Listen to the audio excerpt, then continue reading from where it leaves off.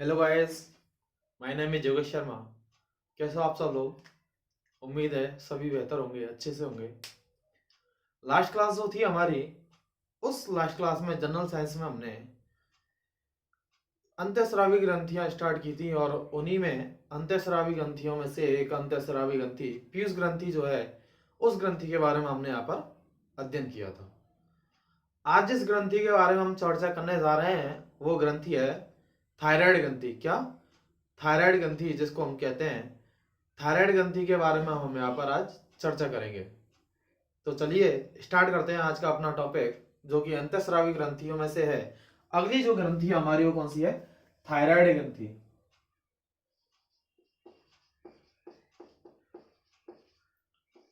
Thyroid ग्रंथि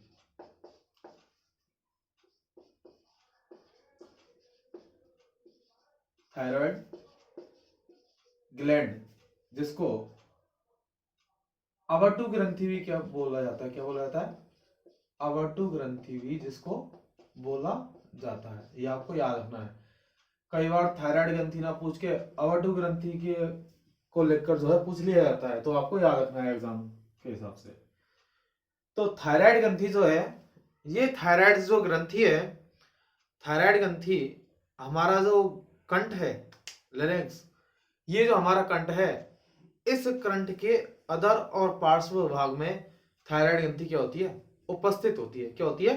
thyroid ग्रंथि उपस्थित होती है। देखिए मैं यहाँ पर थायराइड ग्रंथि की स्ट्रक्चर बना देता हूं पास में।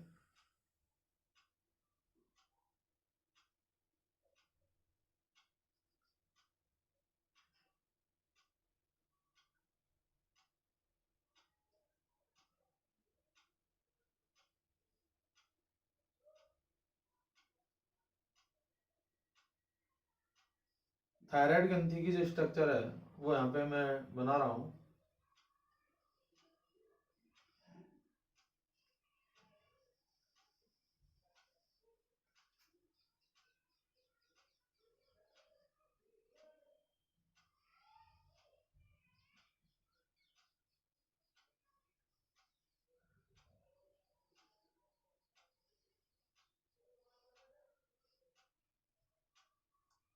देखिए होता क्या है इसमें।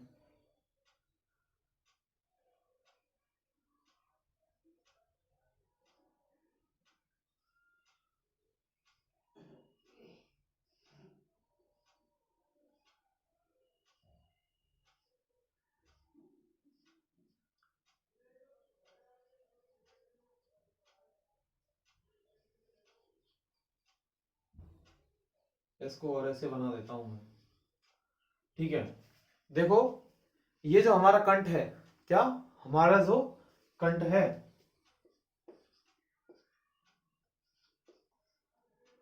लैरिंक्स, वायुकंठ जिसको हम बोलते हैं, वायुकंठ जो है हमारा, ये वायुकंठ और इसके अधर और पार्श्व, अधर मतलब नीचे और पार्श्व मतलब साइड में, तो इसके अधर और पार्श्व तल में जो है ये थायराइड ग्रंथि क्या होती है? उपस्थित होती है।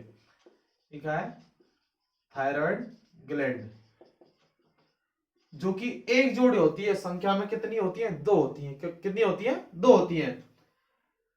लेरेंक्स जो है, इस जो वायु कंठ है, इस वायु कंठ के नीचे वाले हिस्से और साइड वाले हिस्से, पार्श्व मतलब साइड में और नीचे मतलब अधर मतलब नीचे, इस हिस्से में जो है थायराइड ग्रंथि क्या होती है? उपस्थित होती है।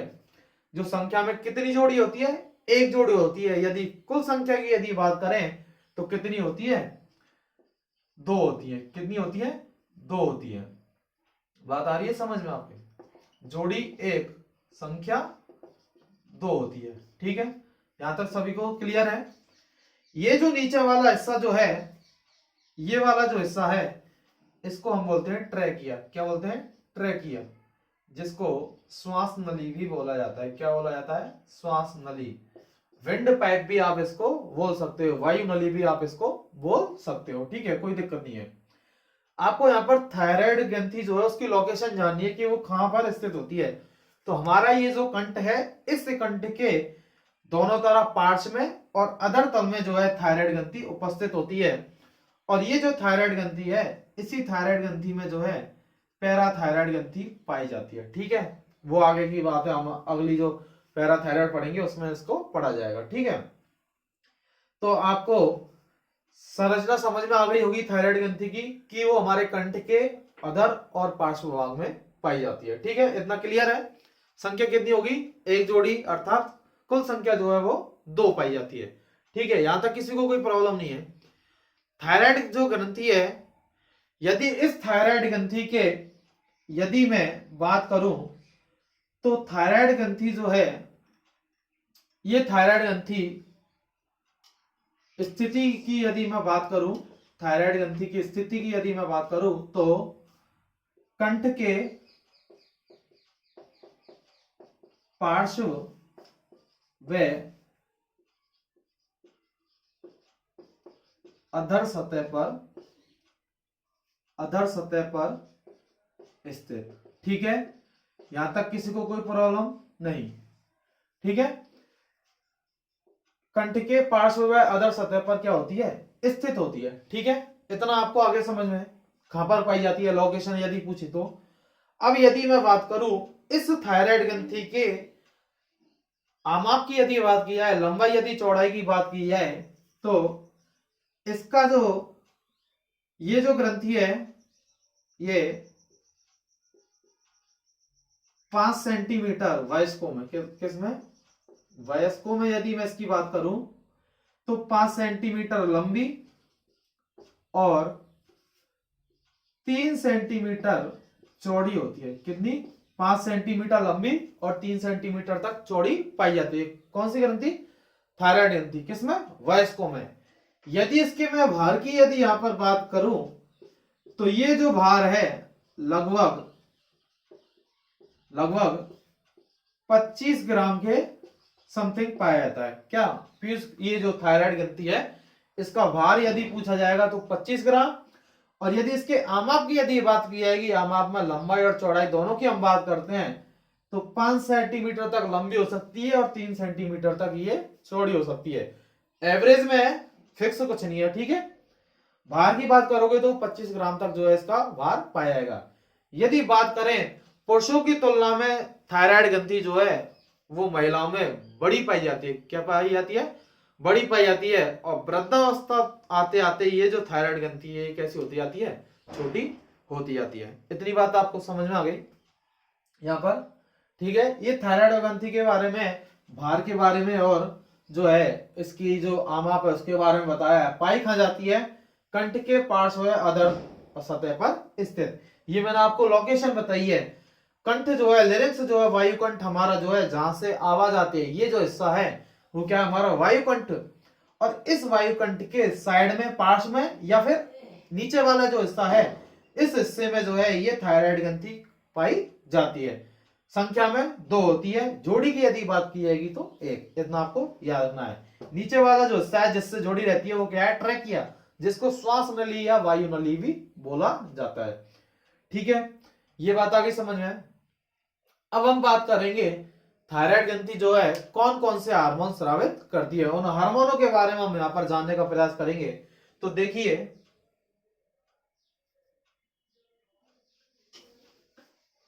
थायराइड ग्रंथि जो है वो मुख्य रूप से थायरोक्सिन हार्मोन का स्रावन करती है। किसका? थायरोक्सिन हार्मोन का स्रावन करती है। कौन सी ग्रंथि? थायराइड ग्रंथि।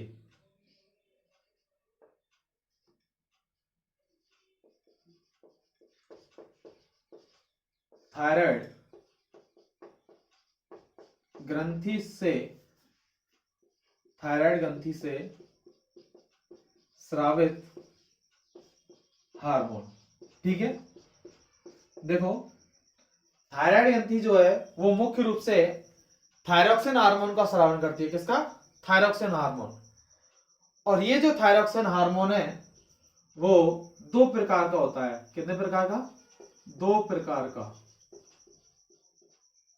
Thyroxine hormone. पहला हार्मोन जो पढ़ रहे हैं हम वो कौन सा है? थायरोक्सिन हार्मोन, जो किसके द्वारा स्रावित किया जाता है? थायराइड ग्रंथि के द्वारा थायरोक्सिन हार्मोन जो है उसका स्रावन किया जाता है। इस थायरोक्सिन हार्मोन की मैं बात करूं तो ये जो थायरॉक्सिन हार्मोन है ये भी कितने प्रकार का है? 2 प्रकार का। पहला प्रकार है T3 जिसको ट्राई आयोडोथायरॉक्सिन बोलेंगे, थायरोनिन बोलेंगे। और अगला है T4 जिसको T4 मतलब टेट्रा आयोडोथायरोनिन जिसको बोला जाएगा। ठीक है, तो मैं यहां पर लिख रहा हूं कि ये जो थायरॉक्सिन हार्मोन है इसके भी कितने प्रकार हैं? 2, जिसमें पहला है T3 जिसको ट्राई आयोडो थायरोनिन जिसको बोलेंगे, ट्राई आयोडो थायरोनिन जिसको हम बोलेंगे। ये जो T3 जो हार्मोन है जो कि थायरॉक्सिन का एक प्रकार है, ये जो T3 जो हार्मोन है इसका जो निर्माण है वो आयोडीन से होता है। किससे? आयोडीन से निर्मित होता है। क्या? आयोडीन से निर्मित होता है। यदि मैं बात करूं थायरॉक्सिन हार्मोन जो है इसका 30% भाग का निर्माण कौन सा हार्मोन करता है? T3। 10% भाग का निर्माण, मतलब ये थायरॉक्सिन हार्मोन का ही हिस्सा है जिसमें से इस T3 का जो योगदान है वो कितना है? 10% है। कितना है? 10%। यदि मैं इस T3 की बात करूं, ट्राई आयोडो थायरोनिन की यदि मैं बात करूं यहीं पर, तो T3 जो है ये सक्रिय रूप में कार्य करता है। ठीक है, सक्रिय एक्टिव होता है। बात आई समझ में? ट्राई आयोडो थायरोनिन के बारे में आपको क्या याद रखना है? आयोडीन से निर्माण होता है इसका। ठीक है, आयोडीन की अधिकता से 10% भाग जो है थायरॉक्सिन का वो यही निर्मित करता है, निर्माण करता है। और T3 जो है वो एक्टिव रूप में कार्य करता है। बात आ गई होगी आपको इतने समझ में? थायरॉक्सिन हार्मोन का ही एक हिस्सा है कौन सा? T3। अगले जैसे हिस्से की मैं बात करने वाला हूं वो कौन सा है? T4। क्या? T4 जिसको आप टेट्रा आयोडो थायरोनिन बोलोगे। आप क्या बोलोगे? Tetraiodothyronine. बात आ रही है समझ में? टेट्रा आयोडो थायरोनिन की यदि मैं बात करूंगा तो इसका निर्माण जो है आयोडीन प्लस टायरोसिन। एग्जाम में यदि क्वेश्चन पूछ लिया जाता है कि T4 का निर्माण किस किस से होता है, पूछ सकता है एग्जाम में, तो आयोडीन और टायरोसिन ये दोनों मिलकर जो है T4 का क्या करते हैं? निर्माण करते हैं। बात आ गई आपको समझ में?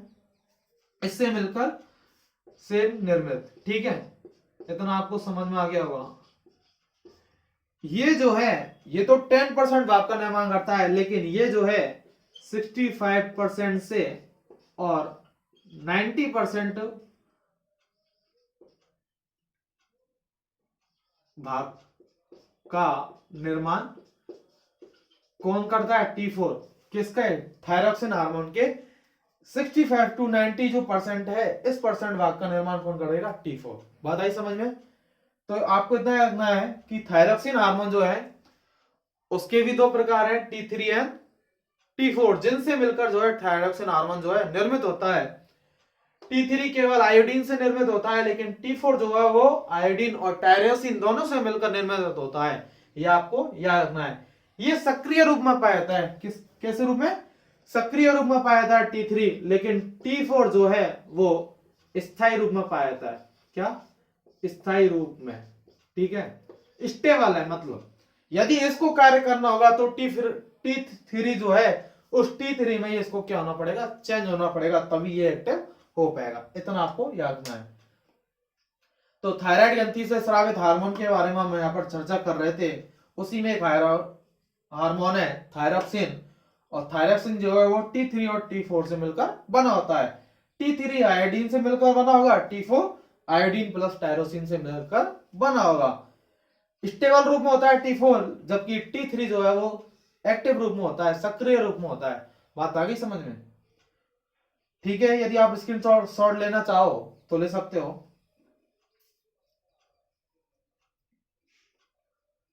कई बार पूछा जाता है थायराइड ग्रंथि जो है कौन सा हार्मोन स्रावित करता है, तो वो आपको याद रखना है कौन सा? Thyroxine hormone. ठीक है, इसके बारे में इतना ही याद रखना है आपको, जितना मैंने लिखा है इसमें से आपको क्वेश्चन मिल जाएगा।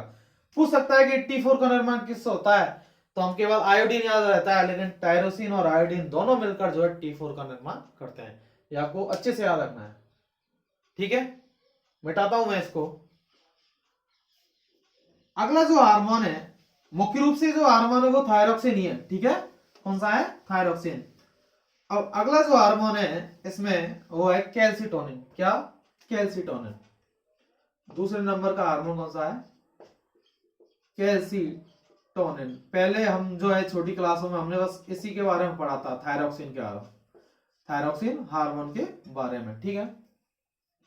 बात कर रहा हूं यहां पर कैल्सिटोनिन हार्मोन जो है, इस कैल्सिटोनिन हार्मोन का जो निर्माण है वो हमारी थायराइड ग्रंथि में पाई जाने वाली जो सी कोशिकाएं हैं, क्या? सी कोशिकाएं जो हैं, इन्हीं सी कोशिकाओं के द्वारा इस हार्मोन का स्रावन होता है। तो मैं यहां पर लिख देता हूं,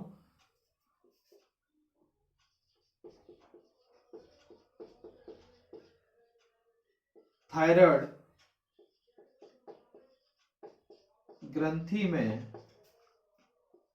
उपस्थित सी कोशिकाओं द्वारा निर्माण, ठीक है। बात आ गई समझ में? अब भाई इस हार्मोन के यदि कार्य की यदि बात की जाएगी, कैल्सिटोनिन हार्मोन के यदि कार्य की मैं यहां पर बात करूं, तो ये जो हार्मोन है वो मूत्र में कैल्शियम उत्सर्जन की वृद्धि करेगा, मूत्र में कैल्शियम उत्सर्जन की वृद्धि करेगा। और दूसरा जो कार्य होगा इसी हार्मोन का, वो क्या करेगा? अस्थियों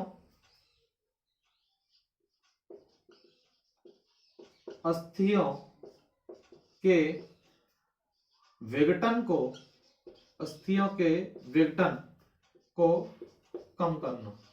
बात आ रही है समझ में? कैल्सिटोनिन हार्मोन जो है वो थायराइड ग्रंथि में उपस्थित सी जो कोशिकाएं हैं, इन कोशिकाओं के द्वारा इस हार्मोन का स्रावन किया जाता है। बाद में यहां पर करूं इसके कार्य की, तो मूत्र में जो है कैल्शियम उत्सर्जन में वृद्धि करेगा और अस्थियों के विघटन को जो है क्या करता है? कम करता है, ठीक है। अस्थियों के विघटन को कम करता है। और एक मेन इंपॉर्टेंट जो कार्य है, ये जो है पैराथॉर्मोन जो हार्मोन है पैराथायराइड ग्रंथि का, उसके विपरीत कार्य करता है। किसके विपरीत? कई बार जो है क्वेश्चन पूछ लिया जाता है, पैराथॉर्मोन हार्मोन के, पैराथॉर्मोन हार्मोन के विपरीत कार्य करता है। क्या? विपरीत कार्य करता है। याद रखना है आपको, पैराथॉर्मोन हार्मोन जो है उस हार्मोन के विपरीत कार्य करने का कार्य करेगा। कैल्सिटोनिन हार्मोन थायराइड ग्रंथि में उपस्थित सी कोशिकाएं इसका निर्माण करती है, मूत्र में कैल्शियम उत्सर्जन में वृद्धि करेगा और अस्थियों के विघटन को जो है, विघटन मतलब टूटना को क्या करेगा? कम करेगा। मुख्य कार्य पैराथॉर्मोन हार्मोन के विपरीत जो है कार्य करता है। इतना आपको याद रखना है। बात आ रही समझ में? थायराइड ग्रंथि के द्वारा कितने हार्मोन स्रावित किए गए थे? 2, थायरोक्सिन हार्मोन और सेकंड वाला जो था वो कैल्सिटोनिन हार्मोन। थायरोक्सिन हार्मोन जो है वो 2 प्रकारों से होता है, T3 और T4। T3 आयोडीन से निर्मित होता है, T4 जो है आयोडीन और टायरोसिन दोनों से मिलकर बना होता है। यहां पर हमने कैल्सिटोनिन के कार्य भी पढ़ लिए, ठीक है। आप लिखना चाहो तो लिख सकते हो, मैं साइड में जाता हूं, इसकी शॉट ले लो या फिर इसका, ठीक है। मैं मिटाता हूं इसको। और अब हम जो बात करने वाले हैं वो बात करेंगे हम यहाँ पर थायरोक्सिन जो हार्मोन है, उस थायरोक्सिन हार्मोन के कार्यों की हम यहाँ पर बात करेंगे, ठीक है। किसकी बात करेंगे? थायरोक्सिन जो हार्मोन है उस थायरोक्सिन हार्मोन के कार्य की हम बात करेंगे। आपको यहां से थायराइड ग्रंथि पढ़ने के बाद आपको और कहीं पढ़ने की जरूरत नहीं पड़ेगी, क्योंकि इसमें से ही ज्यादा जो है क्वेश्चन पूछा जाता है। अब हम बात कर रहे हैं यहां पर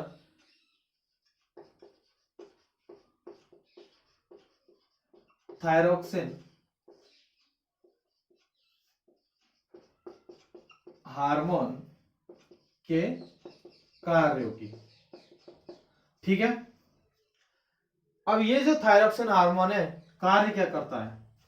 थायरोक्सिन हार्मोन जो है हमारी मेटाबॉलिज्म जो क्रिया है, उपापचय जो क्रिया है, उन क्रिया को कराएगा, जिससे भोजन का क्या होगा? अपघटन होगा। और भोजन का यदि अपघटन होगा तो एनर्जी हमको मिलेगी। और जब भोजन जो है शरीर को प्राप्त होता है तो ग्रोथ होती है। तो थायरोक्सिन जो हार्मोन है, ये हार्मोन जो है शारीरिक व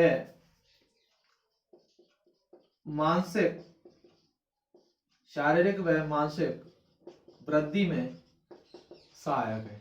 ठीक है, एक पॉइंट ये हो गया, याद रखना है। थायरोक्सिन हार्मोन शारीरिक यानी फिजिकल हेल्थ और मेंटल हेल्थ दोनों के लिए क्या है? हेल्पर है, हेल्पर की तरह कार्य करता है। कौन सा हार्मोन? Thyroxine hormone. बात आगे समझे। मेंढक जो है, मेंढक रानाटेक्रिना जिसको बोलते हैं, मेंढक जो है, उस मेंढक में जो टेंटपोल लार्वा है, उस टेंटपोल लार्वा को वयस्क में परिवर्तित करने का कार्य करता है। मेंढक में लिख रहा हूं मैं यहां पर, मेंढक में टेंटपोल लार्वा को वयस्क में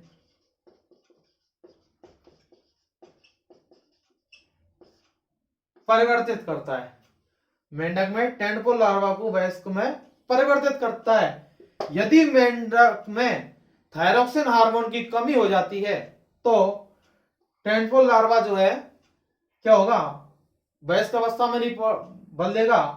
और जो है मेंढक की जो लार्वा अवस्था है, उस लार्वा अवस्था में ही जो है मेंढक वो क्या करने लगेगा? जनन करने लगेगा। मैं लिख देता हूं यहां पर,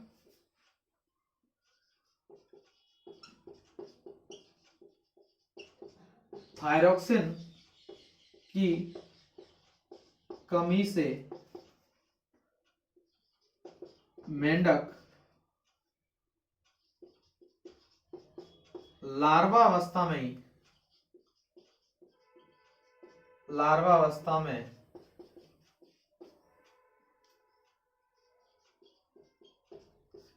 जनन करने लगता है, जिसे नियोटिनी रोग कहते हैं। क्या कहते हैं? नियोटिनी रोग कहते हैं, जैसे नियोटिनी रोग कहते हैं। बता रही समझ में? क्या होगा? मेंढक में यदि थायरोक्सिन हार्मोन की यदि कमी है तो थायरोक्सिन हार्मोन जो है मेंढक के टेंटपोल लार्वा जो है, उस लार्वा को वयस्क में चेंज करने का कार्य करता है। लेकिन थायरोक्सिन की यदि कमी हो जाती है तो मेंढक जो है टेंटपोल लार्वा जो है, वो टेंटपोल लार्वा वयस्क में कन्वर्ट नहीं हो पाता है, जिसकी वजह से जो है लार्वा अवस्था में ही जो है मेंढक वो क्या करने लगता है? जनन करने लगता है। और इस रोग को क्या बोलेंगे? नियोटिनी रोग बोलेंगे। क्या बोलेंगे? नियोटिनी रोग बोलेंगे। आपको याद रखना है, एग्जाम पर्पज से बहुत ज्यादा इंपॉर्टेंट हो जाता है। नियोटिनी रोग हो जाता है। इस रोग को दूर करने के लिए जो है थायरोक्सिन हार्मोन के क्या दिए जाते हैं? इंजेक्शन उस मेंढक को दिए जाते हैं। ठीक है, बात इतनी आगे समझ में। अगला जो कार्य है थायरोक्सिन हार्मोन का, वो है मासिक चक्र पर नियंत्रण। ठीक है, मेंढक थायरोक्सिन हार्मोन जो है, उस थायरोक्सिन हार्मोन का अगला जो कार्य हो क्या है? मासिक चक्र पर क्या रखता है? नियंत्रण रखता है। अगले ही इसके मैं कार्यों में यदि मैं यहां पर बात करूं, थायरोक्सिन हार्मोन के कार्यों में मैं यहां पर बात करूं तो थायरोक्सिन हार्मोन जो है, ये थायरोक्सिन हार्मोन जो है जीवन मतलब टेम्पो ऑफ लाइफ की तरह कार्य करता है। किसकी तरह? टेम्पो ऑफ लाइफ की तरह, मतलब जीवन को बढ़ाता है। मतलब हमारा जो लाइफ है, उस लाइफ को, हमारी जीवन को बढ़ाता है। अर्थात कहूं तो मैं टेम्पो ऑफ लाइफ, जीवन को क्या करता है, बढ़ाता है। ठीक है, तो ये यहां पर हमने क्या पढ़े थे, थायरॉक्सिन हार्मोन के कार्य पढ़े थे। इतना आपको समझ में आ गया होगा। शरीर के मानसिक व शारीरिक विकास में सहायक है। मेंढक में टेंटपोल लार्वा को वयस्क में परिवर्तित करने का कार्य करता है। यदि इस हार्मोन की कमी होगी मेंढक में, तो मेंढक का जो लार्वा है वो वयस्क में कन्वर्ट नहीं हो पाएगा, जिसकी वजह से जनन अवस्था जो है, लार्वा जनन जो क्रिया है वो लार्वा अवस्था में होना प्रारंभ हो जाती है, और इसको हम क्या बोलते हैं, नियोटिनी रोग बोलते हैं। क्या बोलते हैं, नियोटिनी रोग बोलते हैं। इसके उपचार के लिए थायरॉक्सिन हार्मोन का इंजेक्शन दिया जाता है। मासिक चक्र पर नियंत्रण होता है, और टेम्पो ऑफ लाइफ का जो है वो भी कार्य कौन करेगा, थायरॉक्सिन हार्मोन। ये थायरॉक्सिन हार्मोन के हमने कार्यों की बात की यहाँ पर। चाहो तो आप स्क्रीनशॉट ले सकते हो। ठीक है, अब अगली बात करते हैं हम थायरॉक्सिन हार्मोन से होने वाले रोगों के बारे में। किसके बारे में, थायरॉक्सिन हार्मोन जो है, उस थायरॉक्सिन हार्मोन से जो रोग होंगे, उन रोगों के बारे में हम यहाँ पर अब क्या करेंगे, अध्ययन करेंगे। देखिए 1 by 1।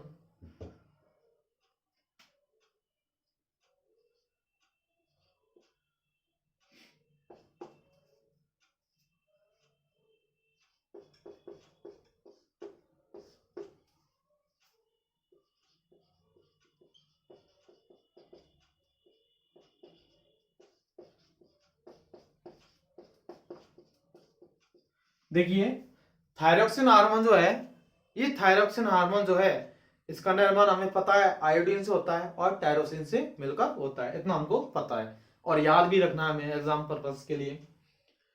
तो थायरॉक्सिन हार्मोन जो है अधिक मात्रा में होगा तो भी रोग होगा, और कम मात्रा में स्रावित यदि होगा तो भी क्या होगा, रोग होगा। ठीक है, थायराइड जो ग्रंथि है वो सबसे बड़ी ग्रंथि है, अंतःस्रावी सबसे बड़ी ग्रंथि है। ठीक है, थायराइड ग्रंथि, ये आपको याद रखना है। अल्पस्राव से जो रोग होते हैं, उन्हीं रोगों में पहला जो रोग है वो है जिसको हम बोलते हैं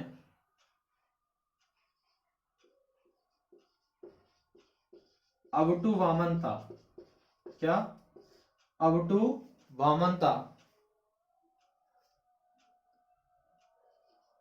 या क्रेटेनिज्म जिसको बोलेंगे।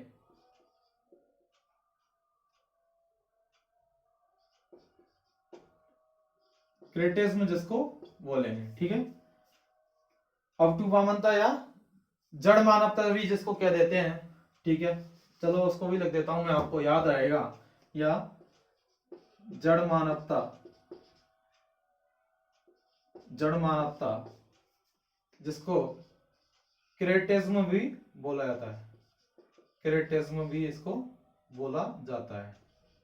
ठीक है, अबटू वामनता है जड़ मानवता में होता क्या है, इस रोग में जो है थायरॉक्सिन हार्मोन के अल्पस्राव से, क्या, इस रोग में बच्चों में यदि थायरॉक्सिन हार्मोन का अल्पस्राव होता है तो बच्चों का जो है शारीरिक और मानसिक विकास नहीं हो पाता है। क्या, शारीरिक और मानसिक विकास जो है वो नहीं हो पाता है। बच्चे जो है लंबाई में कम होते हैं, जनन बंद होते हैं, अर्थात जननांगों का विकास नहीं हो पाता है, और बच्चे जो है उनकी लंबाई क्या होती है, कम होती है। शरीर जो है मतलब व्यवस्थित नहीं होता है, बेडौल तरीके से होता है। ठीक है, तो ऐसे बच्चों को बोला जाता है क्रेटेज्म बोला जाता है। क्या बोला जाता है, क्रेटेज्म बोला जाता है ऐसे बच्चों को। तो ठीक है, देखिए क्या होता है, अबटू वामनता में क्या होता है, बच्चों में इस हार्मोन के अल्पस्राव से बच्चे बौने, शारीरिक मानसिक रूप से कमजोर वे बौने होंगे, शारीरिक मानसिक रूप से कमजोर होंगे और जनन वंध्य होते हैं, ठीक है, जनन वंध्य होते हैं, इन्हें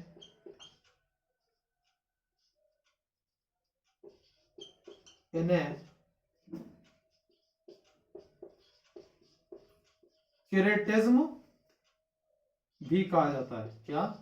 ऐसे बच्चे जो हैं इन्हें क्यूरेटिज्म कहा जाता है। पीयूष ग्रंथि में हमने बात की थी मिजेट्स के बारे में। किसके बारे में? मिजेट्स के बारे में, ठीक है। तो क्यूरेटिज्म रोग जो है आउटू मानवता है, जड़ मानवता की वजह से होता है, जिसमें अल्पस्राव से बच्चे बौने, शारीरिक मानसिक रूप से कमजोर, जननमंद होते हैं, शरीर जो है बेडौल हो जाता है, ठीक है। तो ऐसे बच्चों को क्यूरेटिज्म कहा जाता है, और ये जो है थायरॉक्सिन हार्मोन की कमी से होने वाला ही एक रोग है। बात आई समझ में आपको? अगले जिस रोग के बारे में मैं यहां पर बात करूंगा, अगला जो रोग है ये भी क्या होता है, थायराइड ग्रंथि जो है उस थायराइड ग्रंथि के द्वारा हार्मोन स्रावित किया जाता है थायरॉक्सिन, और थायरॉक्सिन हार्मोन की कमी से ही क्या होता है, ये जो रोग है वो होता है। अगला जो रोग पढ़ेंगे हम, उसके लिए 1 सेकंड रखिए थोड़ा।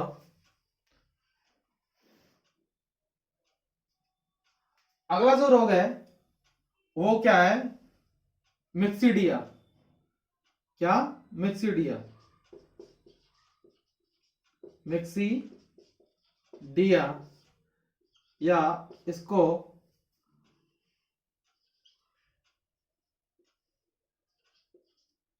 अबटू अल्पक्रिया भी बोला जाता है, ठीक है। मिक्सिडिया जो रोग है, ये जो मिक्सिडिया रोग है, इस मिक्सिडिया रोग में होता क्या है, ये वयस्कों में होता है। किसमें होता है? वयस्कों में।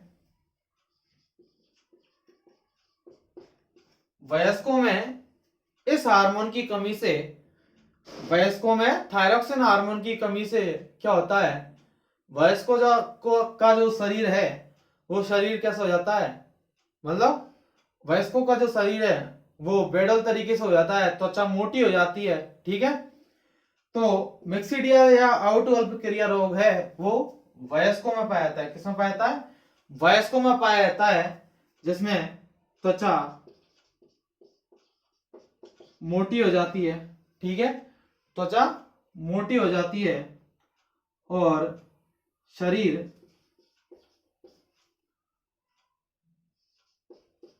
बेडौल हो जाता है। कैसा हो जाता है? बेडौल हो जाता है। किस रोग में? मिक्सिडिया या अबटू अल्पक्रिया रोग में। आपको याद रखना है किन में होता है, वयस्कों में होता है, ज्यादा इंपॉर्टेंट नहीं है। अबटू मानवता या जड़ मानवता या क्रेटिज्म जो है वो बच्चों में पाए जाने वाला रोग है। इतना आपको क्या करना है, याद रखना है, ठीक है। आगे समझ में। अगले जिस रोग की हम यहाँ पर बात करने वाले हैं वो इंपॉर्टेंट रोग है, और वो कौन सा रोग है? गलगंड रोग। क्या? गलगंड रोग, या जिसको आप घेंगा रोग भी बोलते हो। क्या बोलते हो? गलगंड रोग या घेंगा रोग भी जिसको आप बोलते हो, ठीक है। अगला जो रोग है वो है गलगंड गलगंड या घेंगा जिसको कहेंगे, या जिसको गोइटर भी बोलते हैं। क्या बोलते हैं? गोइटर रोग भी बोला जाता है। गलगंड जो है, गलगंड मतलब गला जो है, इस रोग में जो है थायरॉक्सिन हार्मोन की कमी से ही होने वाला रोग है। मुख्यतः ये रोग जो है पहाड़ी क्षेत्रों में रहने वाले लोगों में पाया जाता है, क्योंकि वहां का जो पानी है उस पानी में आयोडीन की प्रचुर मात्रा उपलब्ध नहीं होती है पहाड़ी इलाकों में, ठीक है। गलगंड रोग है, थायरॉक्सिन हार्मोन की कमी से होता है। इस रोग में जो है गला जो है वो गला फूलकर बाल लटक जाता है, जिसको हम क्या बोलते हैं? गलगंड बोलते हैं। क्या बोलते हैं? गलगंड। गला फूटकर जो है बाहर निकल जाता है, इसी को हम क्या कहते हैं? गलगंड रोग कहते हैं। तो लिखता हूं मैं यहां पर,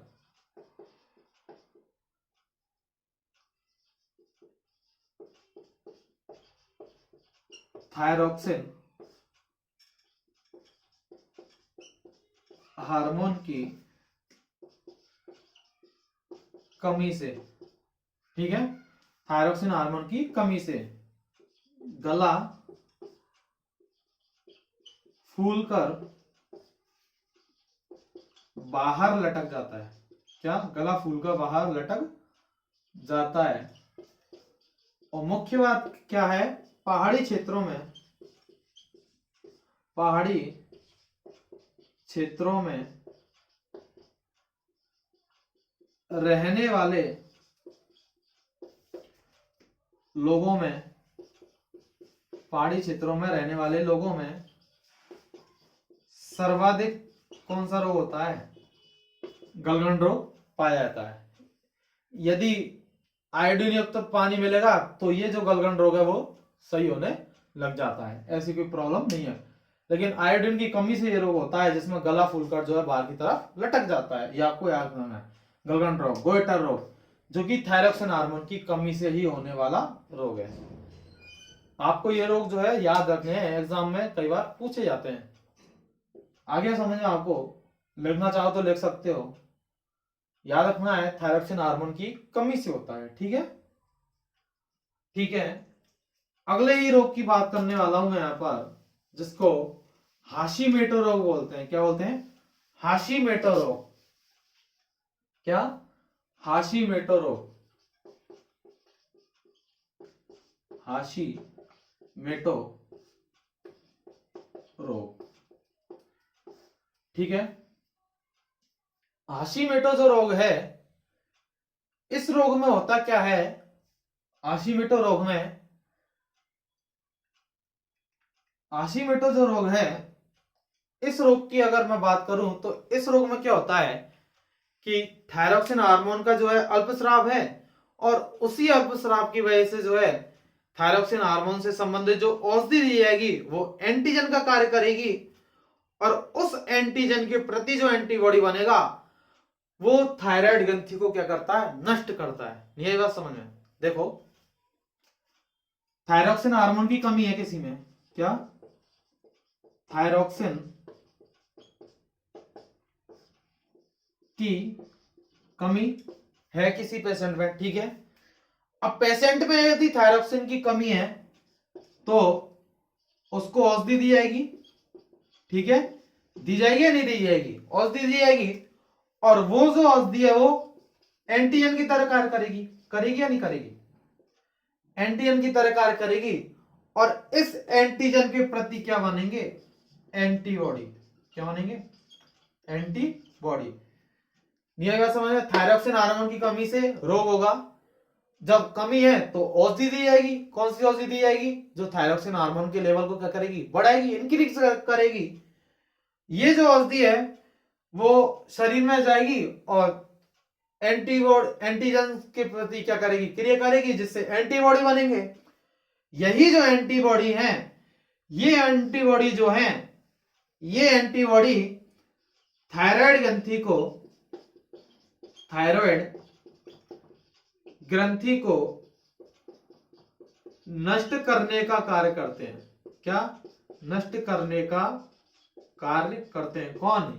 ये जो एंटीबॉडी है, यही जो एंटीबॉडी है, ये एंटीबॉडी थायराइड ग्रंथि को जो है नष्ट करने का कार्य करते हैं। इसलिए जो है इसको सुसाइड ऑफ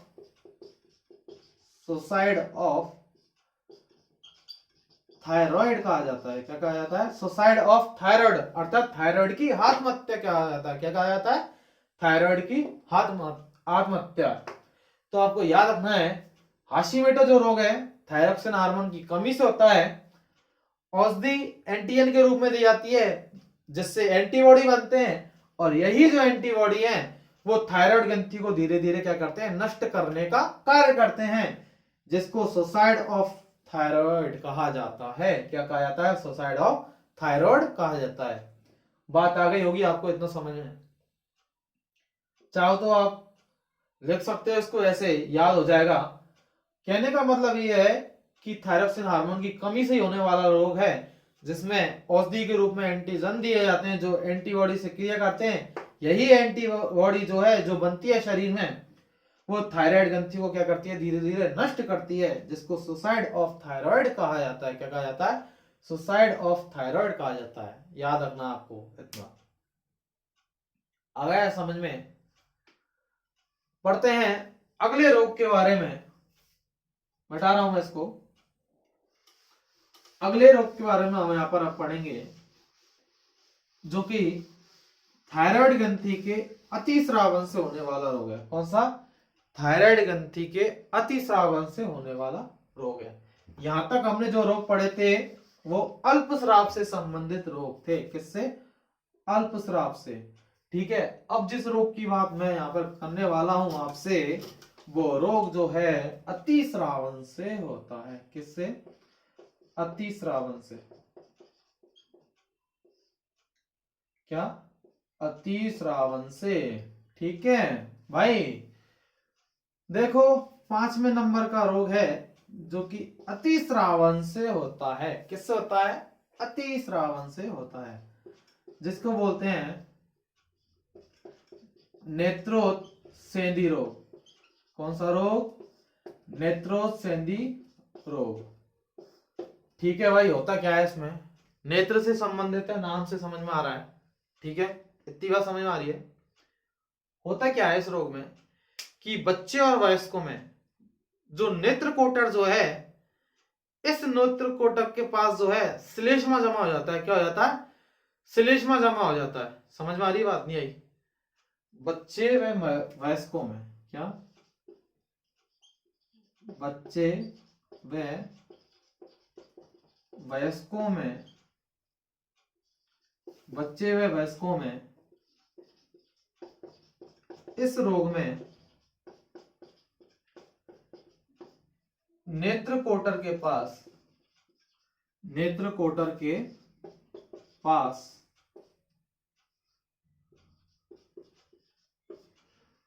जेली के समान होता है, एक प्रकार से कोलाइडी युक्त। लिख देता हूं, कोलाइडी युक्त श्लेष्मा, श्लेष्मा जमा हो जाता है। क्या? श्लेष्मा जमा हो जाता है। इसी क्या कहते हैं? नेत्रोत्सेंधी रोग कहते हैं। क्या? नेत्रोत्सेंधी रोग कहते हैं। यही बात समझ है। बच्चे व वयस्क जो है, इनमें इस रोग में जो है नेत्र कोटर के पास जो है कोलाइडी युक्त जेली के समान जो है एक श्लेष्मा जो है आंखों के यहाँ पर जमा हो जाता है। इस रोग को क्या कहते हैं? नेत्रोत्सेंधी रोग कहते हैं। जो किससे होता है? थायरॉक्सिन हार्मोन जो है, इस थायरॉक्सिन हार्मोन के अतिस्रावन से ये रोग होता है। चाहो तो आप लिख सकते हो, मैं सैड हो जाता हूं।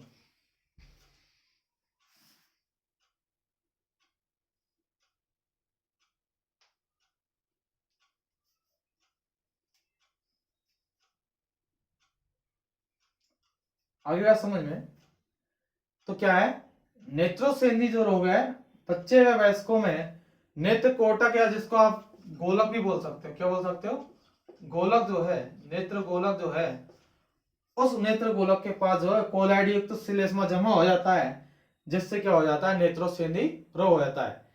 ऐसे जो लोग हैं, ऐसे जो बच्चे या वयस्क हैं, उनकी आंखें जो है घूरती हुई सी दिखाई देती हैं, अर्थात बाहर की ओर निकली हुई सी। ठीक है, तो इस रोग को जो है ग्रेवी का रोग भी बोलते हैं। ये भी याद रखना, कई बार क्वेश्चन पूछ लेता है। इसको हम ग्रेवी का रोग भी बोलते हैं। क्या बोलते हैं? ग्रेवी का रोग। ठीक है, एग्जाम में कई बार नेत्रोत्सेंधी नहीं देगा तो क्या दे देगा? ग्रेवी का रोग। ठीक है, वो क्या है? यही है, जिसमें नेत्र गोलक जो है, उस नेत्र गोलक के पास क्या हो जाएगा? श्लेष्मा जमा हो जाएगा, जिसे नेत्रोत्सेंधी रोग कहेंगे। आंखें जो है घूरती हुई सी बाहर की ओर निकली हुई दिखाई देती है। इतना याद रखना है। ठीक है, एक थोड़ा सा ही है जिसको प्लूमर का रोग कहते हैं। यदि थायराइड ग्रंथि जो है, उस थायराइड ग्रंथि के पास में यदि गांठें बन जाती हैं। क्या? थायराइड, थायराइड ग्रंथि के पास गांठें यदि बन जाती हैं। क्या? गांठें बन जाती हैं तो इसे प्लूमर रोग कहते हैं। क्या कहते हैं? प्लूमर रोग। आई बात समझ में?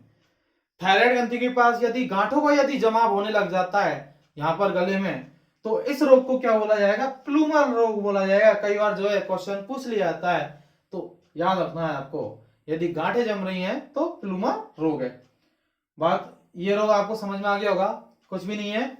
बच्चे वयस्क में जो है नेत्र का जो गोलक है, उस नेत्र गोलक में जो है क्या हो जाता है? श्लेष्मा जमा हो जाता है, जिसको नेत्रोस्वेदी रोग कहते हैं। ग्रेवी का रोग भी जिसको बोला जाता है, याद रखना है एग्जाम पर्पस के हिसाब से, ठीक है। तो ये जो है हमने यहाँ पर आज थायराइड ग्रंथि के बारे में बात की है। यदि आपको ये वीडियो पसंद आया हो तो इस वीडियो को लाइक, शेयर एंड सब्सक्राइब करना ना भूलें।